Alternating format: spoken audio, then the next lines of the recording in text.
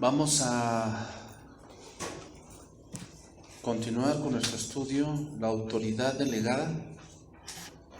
Es el tema número 34. Segundo libro de Samuel, capítulo 15, verso 1.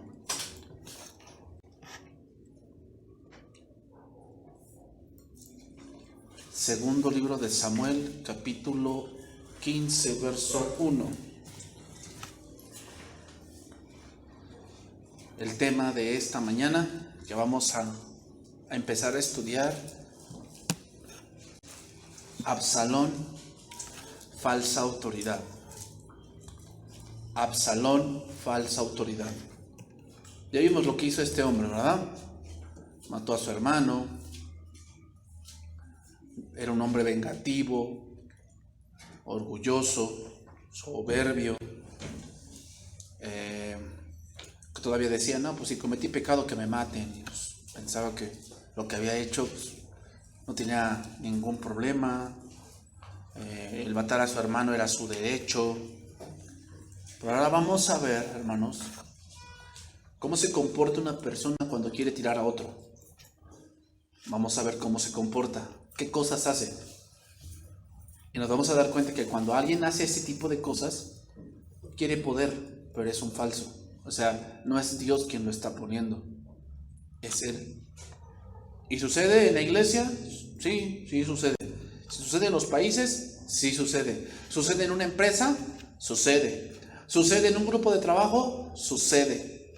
O sea, sucede, hermanos. Hay gente que tiene hambre de poder, que quiere ser, que quiere parecer, que quiere estar. Hay gente así, que dice, yo lo haría mejor. Yo haría esto, yo haría el otro. Él no sabe. Yo sé más que el pastor. Yo sé más que fulana. Yo sé más que el coordinador, que la coordinadora. Yo hasta podría dar los avisos mejor. Hay gente que es así. Y tal vez sí. Pero aquí no se trata de quién sea mejor. Aquí lo que se trata es un llamado. O sea, Dios no pone al mejor. Porque puede haber gente que es muy buena para mandar. Y tal vez Dios no la ponga a esa persona. ¿Por qué? Porque no se trata de capacidad, se trata de llamado. Es un llamado que Dios hace a gente, no por sus capacidades, sino a gente por su corazón. Hay un pasaje en Jueces cuando Gedeón, ¿te acuerdas que va a derrotar a los madianitas? Y lleva pueblo. Y te acuerdas que Dios dijo, este pueblo que llevas es mucho, llévalos a beber. Y el que bebiere como perrito, ese se va a ir a su casa. El que bebiere con la mano, ese se va a quedar. Dice, no sea que se alaben diciendo que fue mi mano quien me libró. ¿Sabes por qué Dios no llama al más capacitado? Porque no sea que se alabe diciendo, fui yo el que lo hice. Entonces vamos a estudiar este pasaje. Segundo libro de Samuel, capítulo 15, verso 1. Aconteció después de esto que Absalón se hizo de carros y caballos y 50 hombres que corriesen delante de él. Y se levantaba Absalón de mañana y se ponía a un lado del camino junto a la puerta. A cualquiera que tenía pleito y temía al rey a juicio, Absalón le llamaba y le decía, ¿de qué ciudad eres? Él respondía, tu siervo es de una ciudad de las tribus de Israel. Entonces Absalón le decía, mira, tus palabras son buenas y justas, mas no tienes quien te oiga de parte del rey. Y decía Absalón, ¿quién me pusiera por juez en la tierra para que viniesen a mí todos los que tienen pleito o negocio, que yo les haría justicia?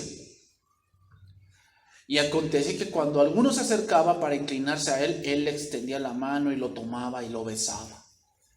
Fíjate cómo era Absalón, vamos a estudiar. Tal vez David, hermanos, pensó que su hijo había aprendido la lección. Recuerda que se fue con su abuelo allá a Siria por 3 años. Pero esto no era así. Absalón sabía su cuento y quería el trono. Y tal vez todo ese tiempo que estuvo en Jerusalén y estuvo con su abuelo en Siria, lo pensó. ¿Cómo podría quitarle el trono a su padre? y él gobernar en su lugar. Entonces Absalón, a las espaldas de David, comenzó una campaña abierta y total para ganar la aprobación de la nación y desacreditar a su padre. Entonces la primera cosa que tiene un falso es que se quiere ganar a la gente, pero no piensa en lo que Dios piensa. Quiere ganar la aprobación de la gente. ¿Tú estás de acuerdo conmigo? No, sí. ¿Tú? No, qué bueno, soy popular. Sí. El problema o la pregunta es, ¿qué piensa Dios de lo que vas a hacer? Esa es la verdadera pregunta. No es qué piensa la gente. Pues la gente se puede vender. O sea, toda gente tiene un precio. Y no hablamos solamente monetario. Se puede haber gente que les guste el dinero, pero hay gente que no lo compras con dinero. Tal vez con fama, con un puesto, ¿no? O sea, si tú llegas a la presidencia, si tú llegas al pastorado, a mí me dejas sugieres y vas a ver cómo los pongo como soldaditos, vas a ver. Si tú llegas, yo te apoyo. ¿Dónde he oído esas cosas? Pues en la política, ¿verdad? ¿Qué hizo primero? Bueno, vamos a ver primero qué hizo. Primeramente, dice versículo 1. Aconteció después de esto que Absalón se hizo de carros y de caballos y 50 hombres que corren delante de él. Lo voy a leer esto en traducción viviente, ese verso.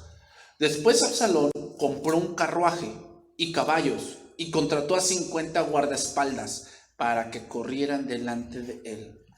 El interés más grande de Absalón era el de volverse popular entre el pueblo. Su ambición era la de llegar a tomar el trono de su propio padre. El deseo de Absalón estaba torcido, buscaba satisfacer su egoísmo y exaltar sus propios intereses. Su interés no era servir a Dios, ni servir al pueblo, sino servirse a sí mismo. ¿Cómo compró ese carro y guardaespaldas, hermanos? ¿Por qué los compró? ¿Cuál era la razón de comprar un carro? Mira, te voy a decir un contexto aquí. El rey y los hijos de los reyes cabalgaban en mulas. Ese era el punto de cómo entraba el rey David. Siempre iba en mulas o en mulos. ¿Te acuerdas cuando Jesús entró a Jerusalén? Entró en un pollino, porque esa era la costumbre de los reyes.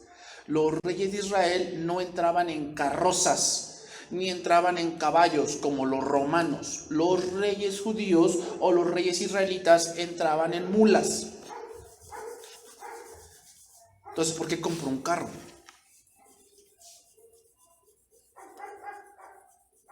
Porque quería parecerse a los reyes de los otros pueblos. ¿Dónde crees que aprendió eso? Con su abuelo. Su abuelo era sirio.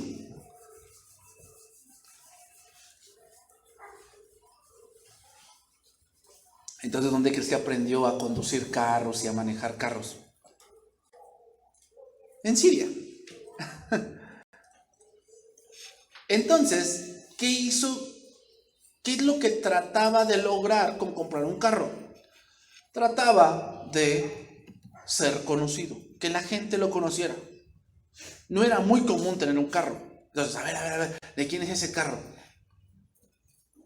Entonces dicen, es Absalón. Entonces el pueblo lo empezaba a conocer. Empezaba a conocer que era Absalón. Voy a recordar algo. Segundo libro de Samuel, capítulo 8, verso 3. Voy a recordar algo. Dice, asimismo derrotó David a Hadad-ezer, hijo de Rehob, rey de Soba, al ir a recuperar su territorio al río Éufrates. Y tomó David de ellos 1,700 hombres de a caballo y 20,000 hombres de a pie. Y desarretó David los caballos de todos los carros, pero dejó suficientes para 100 carros. Y vinieron los sirios de Damasco para dar ayuda a Hadad-ezer, rey de Soba, y David hirió a los sirios a 22,000 hombres. Pero puso luego David guarnición en Siria de Damasco, y los sirios fueron hechos siervos de David, sujetos a tributo. Y Jehová dio la victoria a David por donde quiera que fue. Y tomó David los escudos de oro que traían los siervos de Hadad-ezer y los llevó a Jerusalén. ¿Qué tomó David? Los escudos, pero no tomó los carros.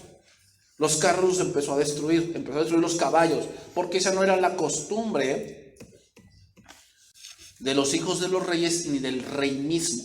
De hecho, Dios dijo que los reyes de Israel no debían juntar muchos carros.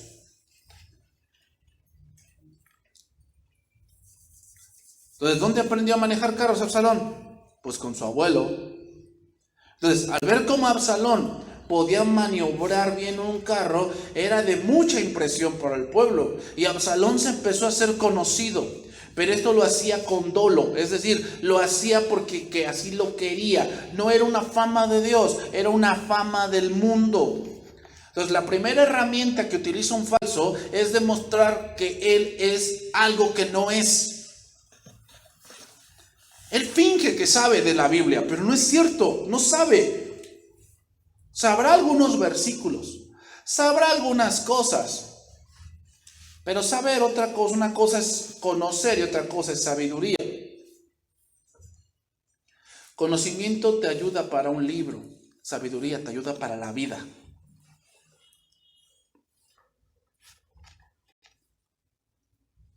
Entonces son ese tipo de personas que dice, Dios me habla, Dios a mí también me revela, Dios me dijo que yo no necesito pastor, yo no necesito estudio, Dios a mí me da.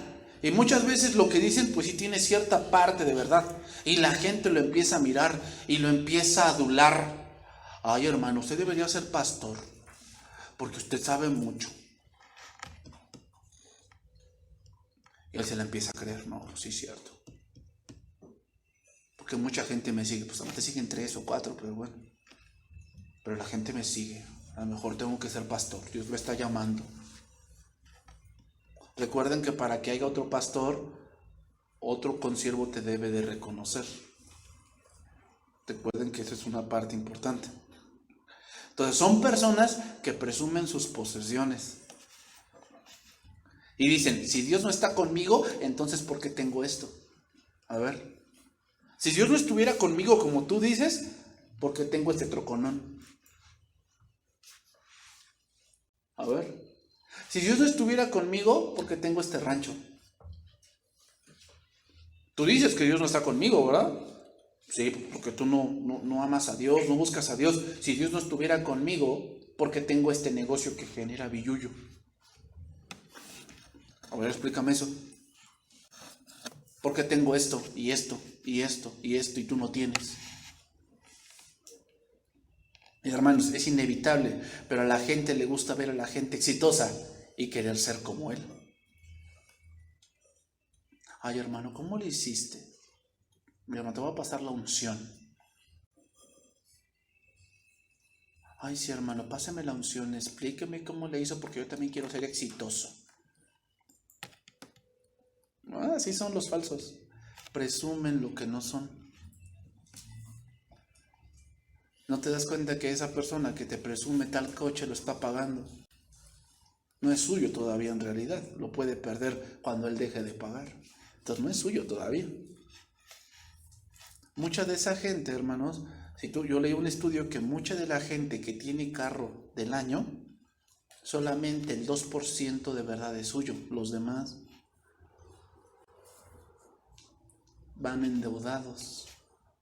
Entonces fingen algo que no son. Un ejemplo claro de un país que finge una vida que no es Estados Unidos. Estados Unidos es un país que de verdad tiene mucha riqueza. Ahí ganas por hora y ganas muy bien. Pero ¿sabes qué es el país que más deuda externa tiene? Estamos hablando de billones de dólares. Es un país de primer mundo. Hay países en economía más poderosos que Estados Unidos por la deuda externa que tiene ese país. ¿Te das cuenta? O sea, pero te ponen una imagen de que es lo más poderoso. Así es el falso. El falso es así. Te presume algo que no es. Y dice, Dios me dijo, Dios me dio. Pero en realidad lo está haciendo o lo presume para que tú lo adules, para que tú veas que Él es. Sigue diciendo, versículo 2. Y se levantaba Absalón de mañana y se ponía a un lado del camino junto a la puerta Y a cualquiera que tenía pleito, venía el rey a juicio, Absalón le llamaba y le decía, ¿de qué ciudad eres? Y él le decía, tu siervo es de una de las tribus de Israel. La traducción viviente del próximo verso dice, entonces Absalón le decía, usted tiene muy buenos argumentos a su favor. Es una pena que el rey no tenga disponible a nadie para que los escuche. Qué lástima que yo no soy el juez. Si lo fuera, todos podrían traerme sus casos para que los juzgara y yo les haría justicia. Segunda herramienta que hace un falso, el desprestigio. ¿Qué decía de su padre? Que no le importaba el pueblo. O sea, a ver, ¿tu caso? ¿Cuál es tu caso? No, pues sí. No, pero mi padre no te va a atender. Ya está medio chochito. No te va a atender. O sea, si yo fuera el juez, tú hubieras ganado. Otra cosa que utiliza, la adulación. ¿No? Ay, sí, hermanito, tú sufres mucho. Sí, hermano, sí tienes razón. Nadie te hace justicia. Y el pastor es un inconsciente, un ingrato. Porque por él come, por nosotros él come. ¿Eh? La puerta de la ciudad era el lugar donde se hacía justicia. ¿Te acuerdas que ahí fue Booz a contar a fulano? Y dice, no, pues tienes que redimir a Ruth. O tienes que redimir a Noemí, le dijo a Noemí. Y dijo, yo voy a redimir. Entonces le dijo, bueno, al redimir tienes que casarte con Ruth. Y él dijo, no. ¿Y qué le tenía que dar cuando él decía que no? Su zapato. Le llamaban el descalzado. ¿Ah? Bueno, ahí en la puerta es donde se veían esos asuntos. Entonces, qué interesantes. Absalón se paraba en la puerta y no solamente iba con la gente que iba a juicio, sino con la que regresaba también. Porque hay gente que viene a juicio y cuando no sale a su favor, ¿cómo sale? Enojado. Porque él cree que en su caso él tiene la razón. Y cuando David decía, no, tú no tienes la razón, ¿cómo salía? Pues enojado. ¿Y quién lo abordaba? Absalón. Absalón se aprovechaba de este descontento de algunas personas, se identificaba con ellos y con su causa y les convencía que el rey no se interesaba en ellos.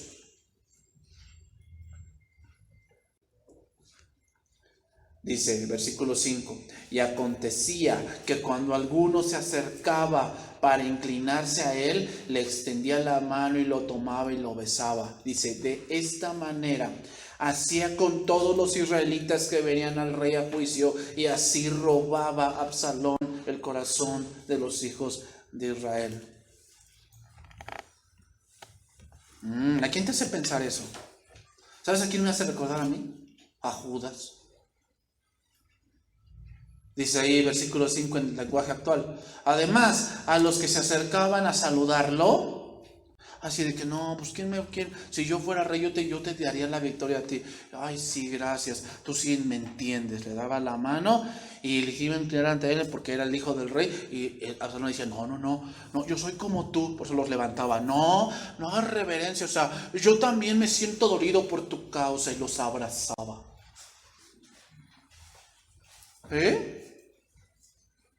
Dios te bendiga, pero es para que te unas a mi causa.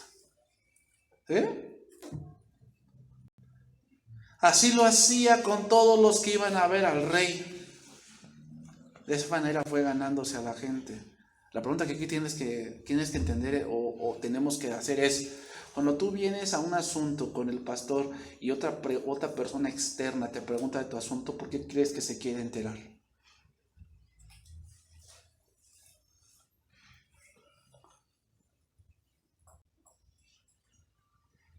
¿No será como esto?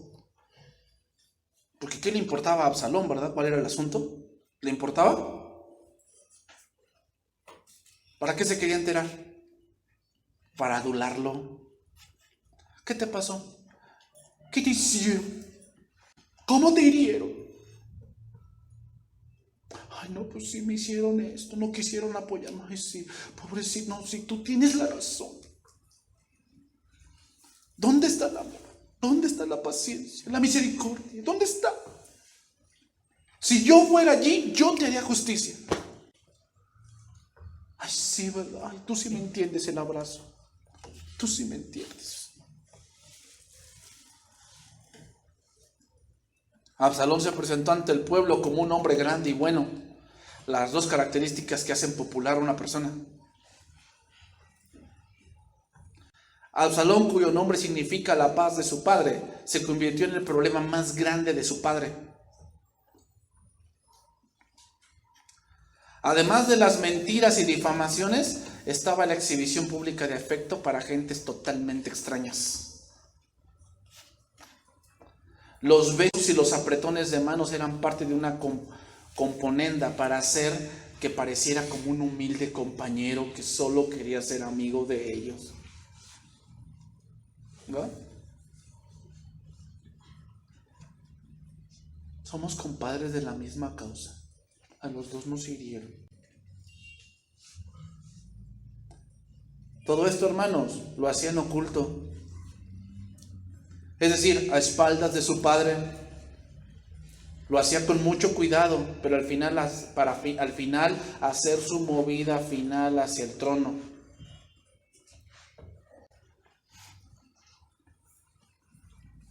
Así es el que quiere poder, hermanos.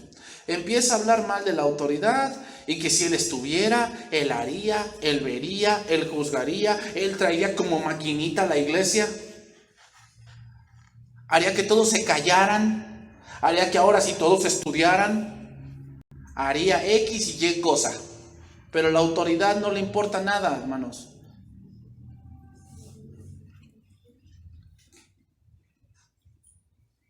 Se presentó como bueno, pero llevan siempre una muy mala intención.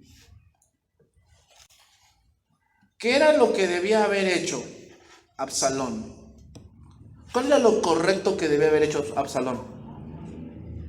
Debía ir a su padre y le decía: oye, padre, a mí también me preocupa el pueblo, quisiera ayudarlo en sus asuntos, hazme un juez, ¿no? Yo quiero juzgar al pueblo también, te quiero ayudar en esto. Eso es lo que él debería haber hecho. Si tanto amaba al pueblo, pues ¿qué? Yo creo que David sí le hubiera dado el puesto. Digo, ¿quieres juzgar al pueblo? ¿Quieres ayudarme en este asunto? Serán millones de gentes. Sí, está bien, ok, yo te doy un puesto y que venga a ti la gente y tú juzgas sus asuntos. ¿Amaba al pueblo?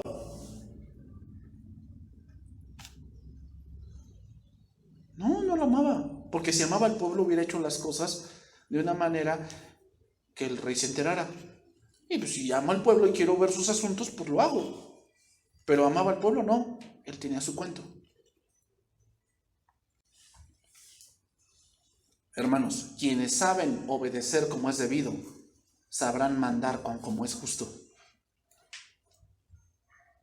Quienes saben obedecer como es debido, sabrán mandar como es justo. Pero qué, ahorita vamos a ver algo interesante. Pero hermanos, el asesino de su hermano, que debía ser sentenciado a muerte, quería ser juez de Israel. Oh, mira nada más. Qué irónico, ¿verdad? El que mató a su hermano y dice que no había pecado, quería ser juez de alguien que sí. Oh, mira. Hermanos, miren, son verdaderamente buenos los que lo son en su propio lugar. Son verdaderamente buenos los que lo son en su propio lugar y no los que intentan hacer lo bueno que serían ocupando el lugar de alguien más. Es chistoso, pero donde ellos se desenvuelven no saben resolver problemas. Pero si estuvieran en el lugar del otro, ellos harían. Preocúpate por lo tuyo.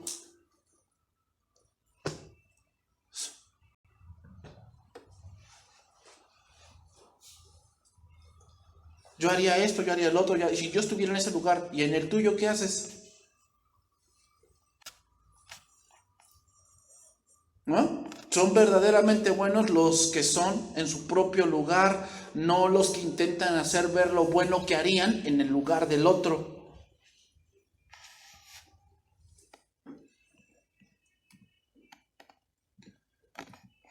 Versículo 4 dice en traducción viviente: qué lástima que no soy el juez. Si lo fuera, todos podrían traerme sus casos para que los juzgara y yo les haría justicia.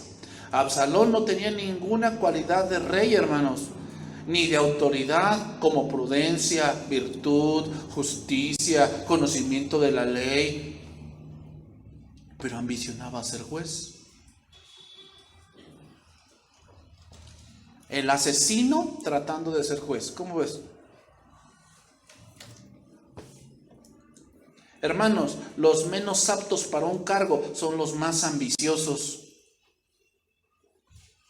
No se quieren preparar, no nada. Pero quieren ser. ¿No te suena eso raro? Como que son gente que está en una empresa, quieren aumento de sueldo, pero no se preparan en nada. No toman algún curso, terminan en alguna instancia para que de verdad sean acreedores a otra cosa, pero quieren serlo. Quieren ser patrones. Mientras que los menos calificados son los más modestos y menos confiados en sí mismos. Esta palabra aquí que dice, así robaba Absalón el corazón de Israel, aquí la palabra robar en el hebreo significa engañar.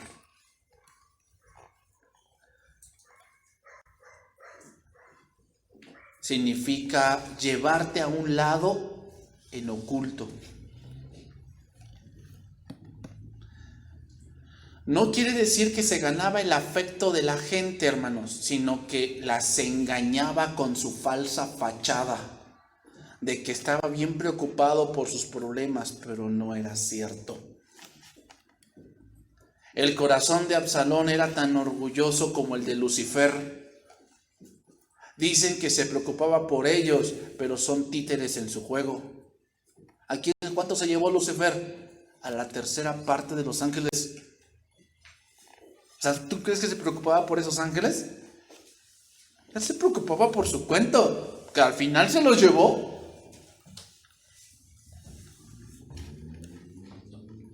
Seguimos ahí. Versículo número 7.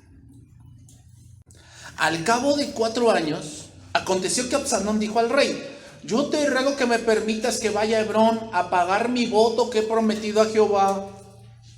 Mira nada más. Bien devoto Absalón, ¿verdad? Había hecho un voto. ¿Cuál era el voto? Bueno, dice, porque tu siervo hizo voto cuando estaba en Jesús en Siria, diciendo, si Jehová me hiciere volver a Jerusalén, yo serviré a Jehová.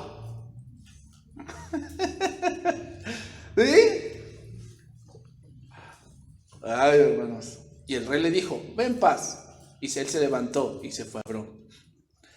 Está ya la bomba, hermanos. Por 9 años, Absalón estaba planeando cómo derrocar a su pueblo, haciendo cosas a sus espaldas. O sea que eso de andar por la puerta no fue por unos días, fue por años. Años. Que andaba allí entremetiéndose en lo ajeno, enterándose de lo que no le importaba. Ahí, haciendo una fachada de que yo sí vería por ti. Si yo estuviera allí, yo haría. Si estuviera allí, yo mandaría, yo juzgaría, yo esto, yo X, Y, Z. Pero ahora viene la bomba. ¿Por qué se fue Hebrón? Primeramente porque ahí nació. Ahí nació Absalón. Segundo, porque allí empezó el reinado de su padre. ¿Te acuerdas? Primero reinó en Judá y después reinó en todo Israel. Allí inició su padre. Hebrón era la ciudad real, donde primero había estado las oficinas de gobierno. Ahí, después se trasladaron a Jerusalén. Otro rasgo de alguien que es una falsa autoridad. Otro rasgo, finge que sirve a Dios. Finge. Porque dijo, yo dije que si Dios me regresaba, serviría a Dios. ¿Sí?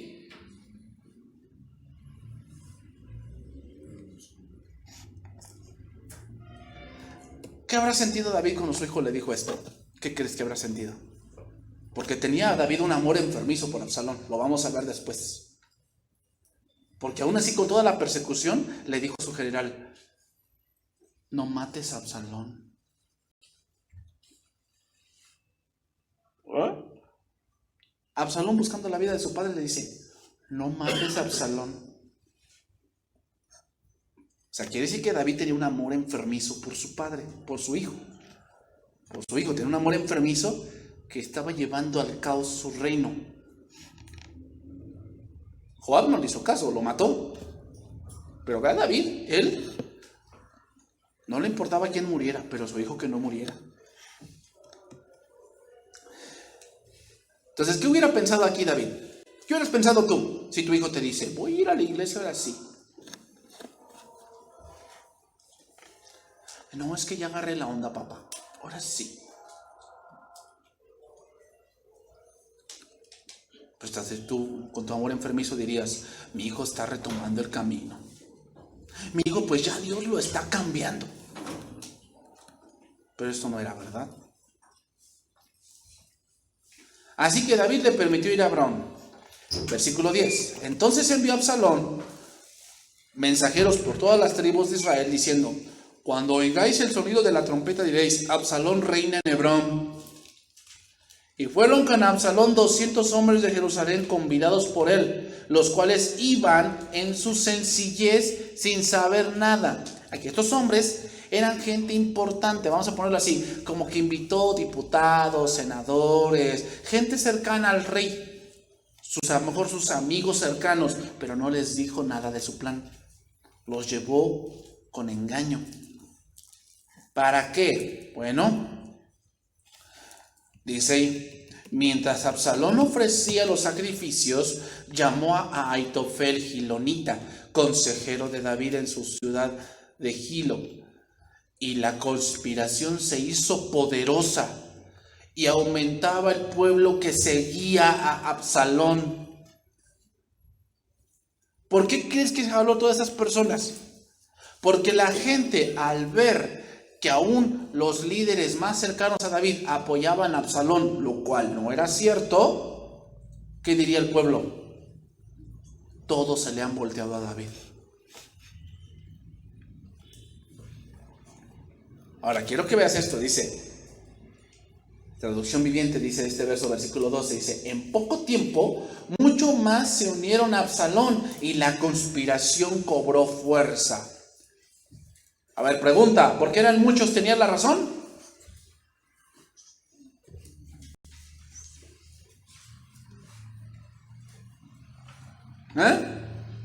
¿Por qué eran muchos? ¿Tenían la razón? Ahorita es fácil decirlo y decir, no, es que Absalón está actuando mal. Ahorita es fácil decirlo porque estamos leyéndolo.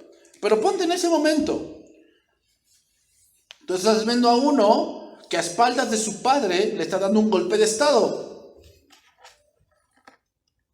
Y hay gente que lo está apoyando, mucha gente. Si tú estuvieras ahí en medio, ¿qué dirías? ¿Qué razonarías? A ver, ¿quién es la autoridad? Pues es David. ¿Cuáles son sus argumentos del por qué Absalón se le está rebelando? ¿Por qué hace eso? Tienes que ver esa parte. No nada más veas donde fueres, haz lo que viereis. Pues no. Ni tampoco ser como borreguitos ahí, detrás de la turba. No es así. Y muchas veces eso pasa, hermanos. Mira, cuando alguien se levanta contra la autoridad, ¿tú qué debes razonar? ¿Con quién te vas a ir? ¿A qué bando te vas a ir? ¿Al bando más poderoso? No, tienes que irte al bando de la verdad. Tienes que ir a la verdad. ¿Cuál es el bando de la verdad? Lo que Dios dice. Dios nunca apoya una conspiración. Eso es del hombre, hermanos. Por eso Dios ha puesto autoridades y ha puesto otras cosas para que las cosas se lleven en orden. Que se pueden quitar gobernantes, sí, pero hay un camino para eso. Pero el que alguien ande conspirando y alguien ande por las espaldas hablando mal de la autoridad, pensando que con eso lo va a quitar, ¿tú piensas que eso es de Dios?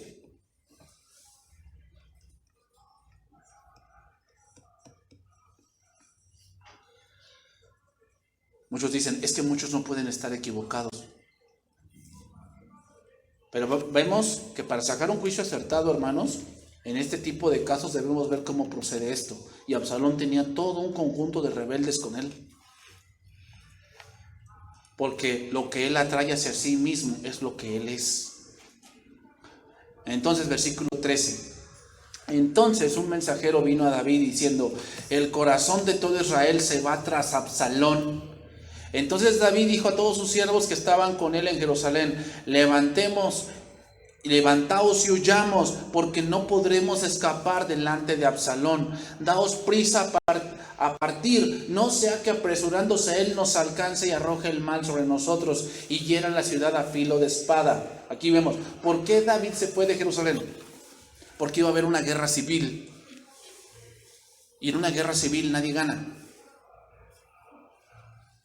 Pues ahí lo dice, es que Absalón va a venir y por matarme a mí, va a matar a toda la ciudad. Yo no quiero que mate a la ciudad, yo por eso me voy. Si él quiere venir a la ciudad, que la tome, pero no va a haber muerte. Y los siervos del rey dijeron al rey, he aquí tus siervos están listos a todo lo que nuestro señor el rey decida. Y el rey entonces salió con toda su familia en pos de él y dejó el rey 10 mujeres concubinas para que guardasen la casa. Salió pues el rey con todo el pueblo que le seguía y se detuvieron en un lugar distante. Lo que David pensó es que todos sus más allegados le habían vuelto la espalda. Y sabía David que si Absalón no tuvo compasión de su hermano, menos la tendría de él. La decisión de David fue la de escapar y no quedarse a combatir. No quería arriesgar la pérdida de numerosas vidas en la ciudad. David huyó rumbo al este, alejándose de la ciudad con todos los sirvientes de su casa. Qué momento tan doloroso, hermanos, para David. Pero David seguro sabía que eso era la consecuencia de lo que él había sembrado. Tal vez en momentos como estos David debió haber sentido que no tenía ni un amigo en todo el mundo. Pero encontró apoyo y aliento en alguien que él no esperaba. Mira, sigue diciendo, versículo 18. Y todos sus siervos pasaban a su lado. O sea, esta escena es así. Jerusalén está como en una colina. Entonces al momento de ir huyendo van bajando y en un momento se ve que David se detuvo y volteó a ver Jerusalén y todos iban pasando a su lado y se detuvo a ver a Jerusalén. Y si con todos los ereteos y peleteos y todos los geteos, 700 hombres que habían venido a pie desde Gad iban delante del rey. Y dijo el rey a Itai geteo, ¿para qué vienes tú también con nosotros? ¿Sabes de quién eran los geteos? Eran de la ciudad de Goliat. Eran filisteos. Le dice David, vuélvete, quédate con el rey, porque tú eres extranjero y desterrado también de tu lugar. O sea, yo conquisté tu tierra. Yo maté a Goliat y a tus compatriotas. Pues ayer viniste y he de hacer hoy que te muevas para ir con nosotros. En cuanto a mí, yo iré a donde pueda ir. Tú vuélvete y haz volver a tus hermanos. Y Jehová te muestre amor permanente y fidelidad. Y respondió al rey diciendo, vive Dios y vive mi señor el rey, que o para muerte o para vida, donde mi señor el rey estuviera, allí estará también tu siervo. Un extranjero.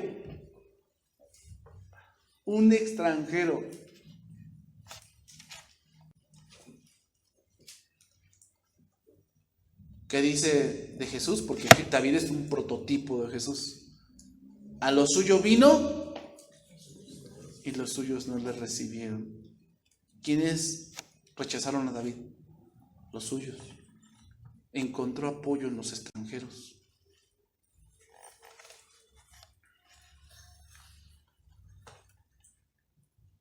David entonces dijo a Itai: ven pues y pasa. Y pasó Itai Geteo y todos sus hombres y toda su familia.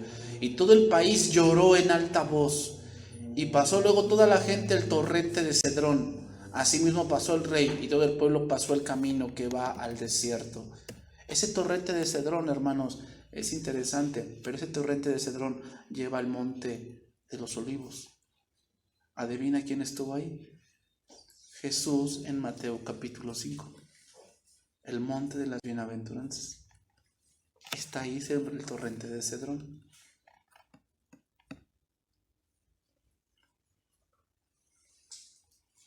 Hermanos, te voy a decir algo. Muchas veces las consecuencias vienen, pero si tú estás con Dios, Dios no te va a dejar solo.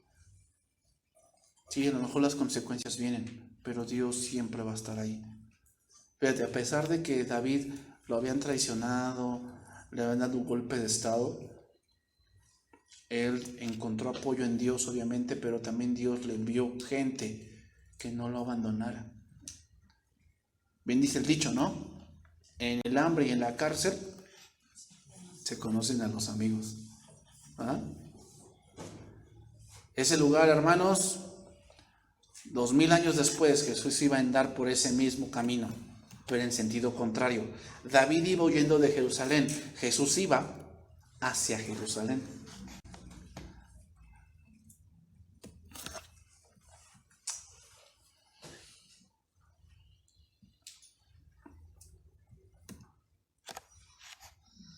Absalón, hermanos, Absalón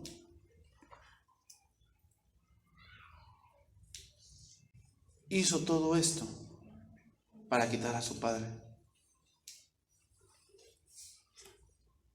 Así actúa un falso, hermanos. ¿Cómo actúa? Por las espaldas.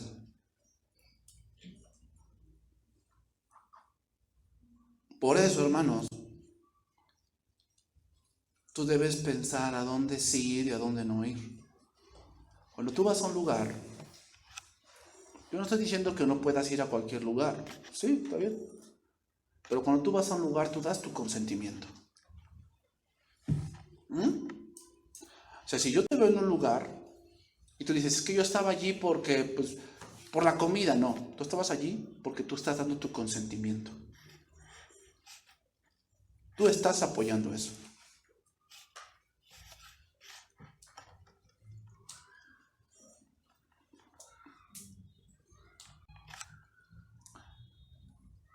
Y cuando tú apoyas algo que va en contra de la autoridad divina, tú estás en contra de Dios.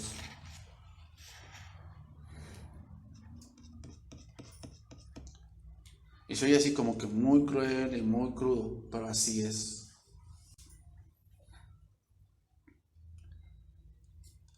Por eso debemos conocer la verdad, hermanos.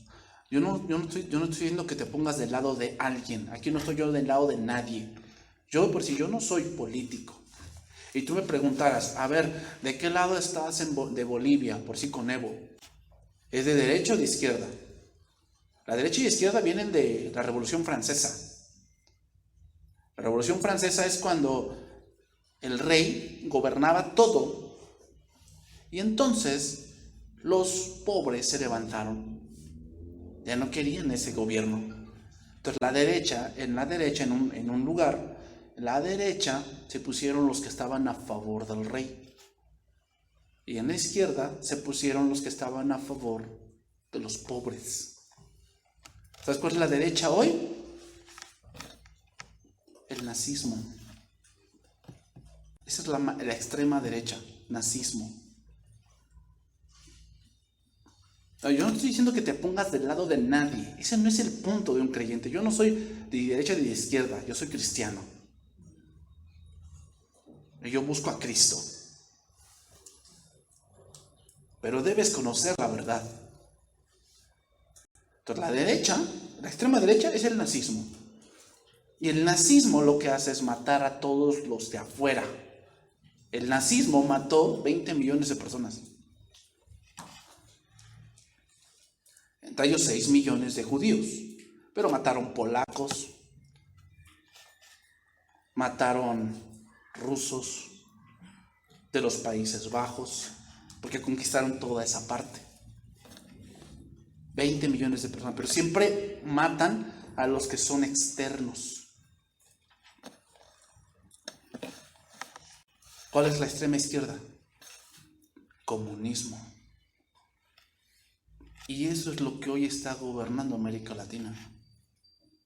Todo eso que vemos, Venezuela, Nicaragua, Bolivia, México, Cuba, eso es comunismo. Pero eso ya no le llaman así, porque el comunismo casi creen que desapareció en el 70 cuando cayó el muro de Berlín. Pero ahora lo que está surgiendo es el comunismo moderno, se le llama socialismo.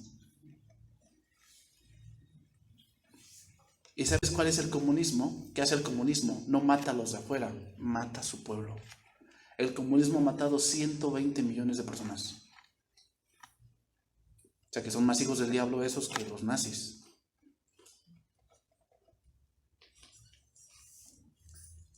Entonces, pues me voy a poner de este lado. No, hermanos.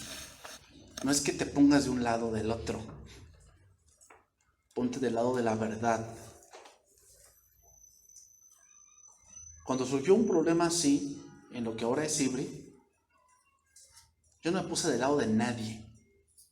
De que no, pues es que ese es mi pastor y lo tengo que proteger y no. Yo me puse del lado de la verdad, a ver cómo reacciona. Uno, de un lado, buscando venganza, y echándole tierra. Y lo que había dicho, porque eso fue aquí que vino el pastor y lo dijo, nos puso un audio donde ese hombre dijo que esa carta no iba a salir a la luz, lo cual no hizo. ¿A quién te recuerda eso? Padre, voy a ir a hacer votos. ¿Para dar un golpe? Porque si tú envías un correo allá, te va a enviar esa carta. ¿Esa es una autoridad? Yo no me pongo del lado de nadie. Yo me pongo del lado de la verdad. La Biblia dice, al que te hiera una mejilla, es decir, no busques pleito, significa, no le respondas. Porque cuando alguien no responde, el pleito ahí se acaba. Nosotros no respondimos con amenazas, ni diciéndole, te voy a responder y te voy a también sacar un desplegado donde voy a sacar tus trapitos. No, porque eso no es lo que nos ha enseñado Dios. Esa es la verdad, hermanos. Yo no estoy diciendo que te pongas del lado de nadie, ese no es el punto. Porque si nos ponemos de lado van a influir muchas cosas. Influye mi economía, que si es mi amigo, si no lo es, si es mi compadre, si lo conozco, si somos compadres desde niños. Eso no tiene nada que ver. Tenemos que ver la verdad. Pero ese hombre, Evo, sí. Ese hombre Evo en Bolivia casi erradicó la pobreza. Pero ¿sabes qué? Fue un hombre que persiguió el evangelio. Las cosas como son. Sí, erradicó la pobreza. Sí, saca lo que ahora se llama, algo que se llama el litio, que es para hacer microprocesadores, se le llama el oro blanco, que está en Bolivia. Pero persiguió el evangelio. Amenazaba a los pastores que si seguían predicando eso, los iba a meter a la cárcel. Eso es comunismo.